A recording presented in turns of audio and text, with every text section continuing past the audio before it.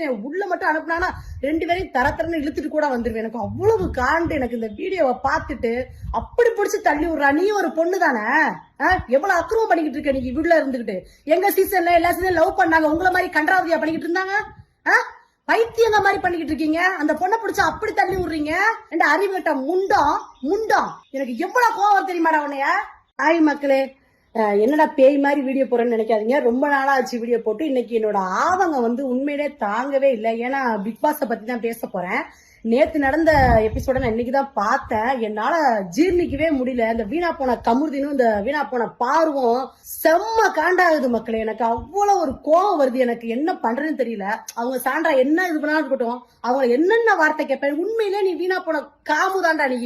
எனக்கு செம்ம காண்டாகுது ஃப்ரெண்ட்ஸ். அவ்வளவு கோவம், அவ்வளவு ஆத்திரம் வருது. தயவு செய்து நீ உள்ள மட்டும் அனுப்புனானா 2 பேரையும் தரத்தரன்னு இழுத்துட்டு கூட வந்துருவேன். எனக்கு அவ்வளவு காண்டு. எனக்கு இந்த வீடியோவை பார்த்துட்டு அப்படி பிடிச்சி தள்ளி விடுறா. நீ ஒரு பொண்ணு தானே, எவ்வளவு அக்ரூவம் பண்ணிக்கிட்டு இருக்க நீ வீட்டுல இருந்துகிட்டு. எங்க சீசன்ல எல்லா சீசன் லவ் பண்ணாங்க, உங்களை மாதிரி கண்டராவதியா பண்ணிக்கிட்டு இருந்தாங்க. பைத்தியங்க மாதிரி பண்ணிக்கிட்டு இருக்கீங்க. அந்த பொண்ணை பிடிச்சா அப்படி தள்ளி விடுறீங்க. வீட்டுல உள்ளவெல்லாம் பேசுறான் அந்த நாதேரி பையன். நான் இந்த மாதிரி பேசவே மாட்டேன். எனக்கு செம்ம காண்டாகுது. என்ற அறிவுட்ட முண்டம் முண்டம். எனக்கு எவ்வளவு கோவம் தெரியுமாடா உன்னைய. முண்ட பேர